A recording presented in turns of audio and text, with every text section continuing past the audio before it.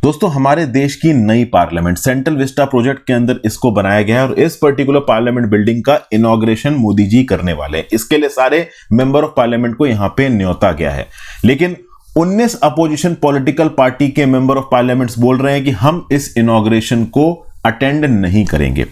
Attend नहीं करने की बेसिकली दो वजह है यहां पे। एक वजह तो पॉलिटिकल है, पॉलिटिकल मतलब कि सोल ऑफ डेमोक्रेसी को सक आउट कर लिया गया है, रूलिंग पार्टी के द्वारा डिक्टेटर की तरह राज किया जा रहा है, अपोजिशन पॉलिटिकल पार्टीज के एमपीज के अगेंस्ट एक्शन लिया जा रहा है। ये इल्जाम अक्सर कर रूलिंग पार्टी के ऊपर लगाए जाते हैं, ये यहां पे भी लगाए जा रहे हैं। तो इस पॉलिटिकल एलिमेंट को एक मिनट के लिए हम साइड कर देते हैं। बेसिकली इस पर्टिकुलर मुद्दे पे बहुत फोकस किया जा रहा है कि द्रौपदी मुर्मू जी क्यों नहीं इनॉग्रेट कर रही हैं हमारी नई पार्लियामेंट को, मोदी जी क्यों कर रहे हैं।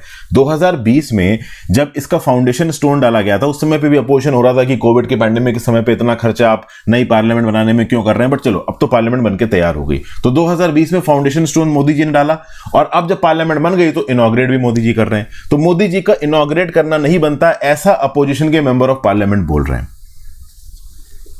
उनका बोलना है कि ज्यादा एप्रोप्रिएट तब रहता अगर द्रौपदी मुर्मू जी, जो कि हमारी सिटिंग प्रेसिडेंट ऑफ इंडिया हैं, वो इसको इनॉग्रेट करते हैं। इसको समझने की कोशिश करते हैं दोस्तों कि इस इनॉग्रेशन के ऊपर इतना ह्यू एंड क्राई क्यों हो रहा है।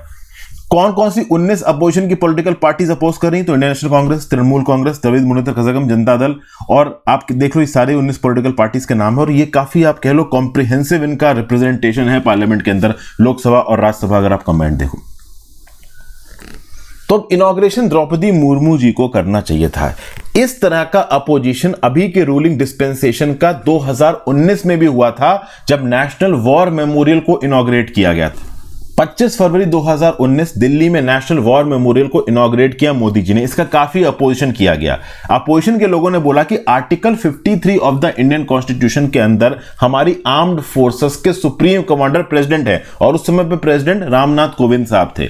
तो जब supreme commander of the defence forces Ramnath Kovind ji हैं, रिपब्लिक डे की परेड में जो सलामी होती है वहां पे प्रेसिडेंट साहब को होती है, तो नेशनल वॉर मेमोरियल को प्रधानमंत्री जी कैसे इनॉग्रेट कर रहे हैं? ये 2019 में हुआ था। अब यहां पे पार्लियामेंट के केस में अपोजिशन हो रहा है। अपोजिशन के बहुत से बेसिस हैं, एक एक करके मैं आपको सारे बेसिस बताता हूं।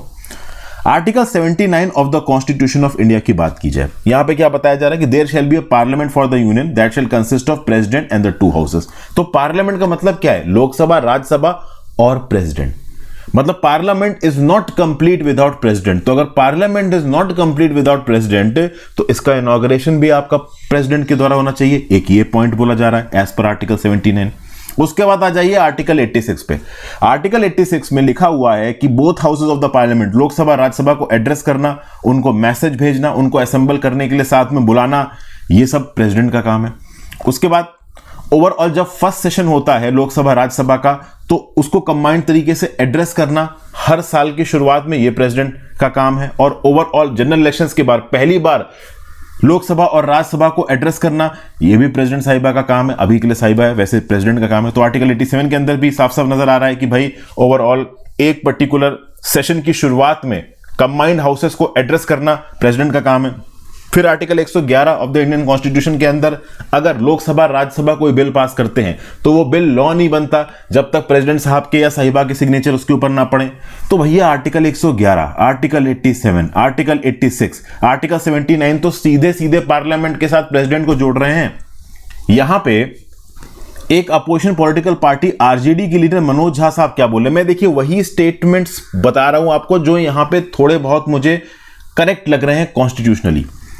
इन्होंने यहां पे ये बोला और इनके साथ सीपीआई के डी रजा ने कि भाई देखिए जो प्रधानमंत्री होते हैं वो तो स्टेट के एग्जीक्यूटिव ऑर्गन के हेड हैं। अब देखिए ये बात मैंने आपको कॉन्स्टिट्यूशन की बेसिक्स में पढ़ाई है। सरकार 3 चीजों से बनती है, एग्जीक्यूटिव, लेजिस्लेचर और जुडिशरी। अब बेसिकली एग्जीक्यूटिव क्या है? Council of ministers headed by prime minister, उसके हेड हैं हमारे मोदी जी।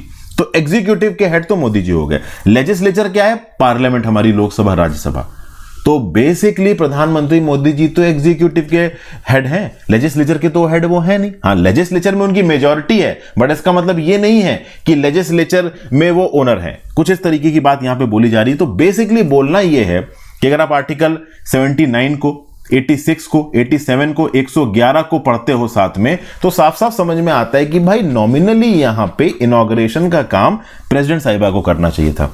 इनॉग्रेशन दोस्तों इसलिए भी इंपॉर्टेंट हो जाता है, क्या होता है ना, जब भी किसी जगह का इनॉग्रेशन होता है वहां पे एक प्लाक लगता है और वो प्लाक हमेशा वहां पे रहता है। फॉर एग्जांपल किसी हॉस्पिटल का इनॉग्रेशन हो, आपने इनकम टैक्स को कोई नई बिल्डिंग बनवा दी नई दिल्ली में, वहां का इनॉग्रेशन हो तो कोई मिनिस्टर साहब आ रहा है या कोई बड़ा ब्यूरोक्रेट आ रहा है, जैसे फॉर एग्जांपल इनकम टैक्स की बिल्डिंग का इनॉग्रेशन हुआ तो central board of direct taxes का चेयरमैन आ गया इनॉग्रेट करने के लिए। तो इस प्रकार से जब इनॉग्रेशन होता है तो उन प्लाक के ऊपर नाम लिखा होता है, inaugurated bye honourable prime minister of India या फिर ऑनरेबल प्रेसिडेंट ऑफ इंडिया, जो भी वहां पे इनॉग्रेशन कर रहा है। तो बेसिकली जो इनॉग्रेट करता है उसका नाम हमेशा वहां पे गड़ जाता है।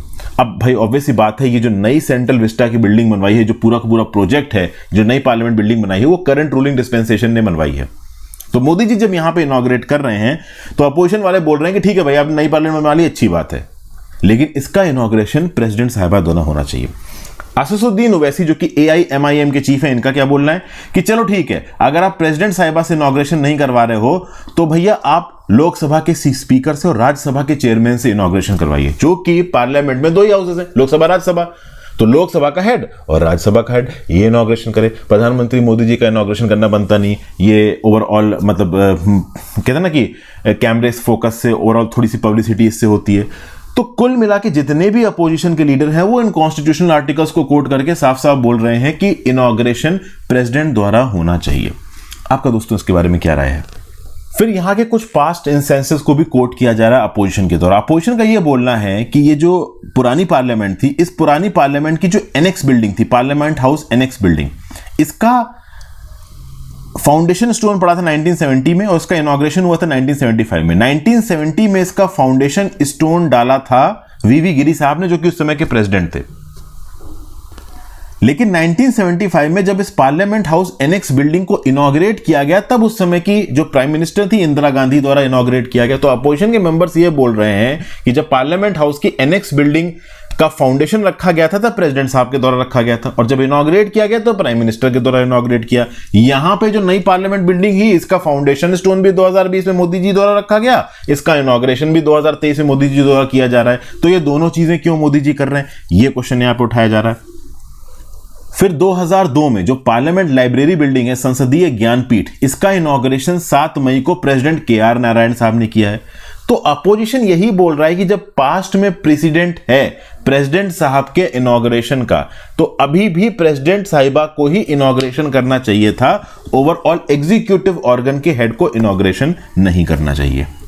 तो दोस्तों अब आप नीचे कमेंट बॉक्स में एक सिविल सर्वेंट की तरह ये बताइए कि आपको इस पर्टिकुलर टॉपिक में क्या सही लग रहा है, क्या गलत लग रहा है। पास्ट में प्रेसिडेंट्स हैं इन इंपॉर्टेंट बिल्डिंग्स के इनॉग्रेशन के, प्राइम मिनिस्टर के द्वारा भी और प्रेसिडेंट साहब के द्वारा भी। तो क्या यहां पे दोनों बार मोदी जी का इनॉग्रेट करना सही था या गलत था?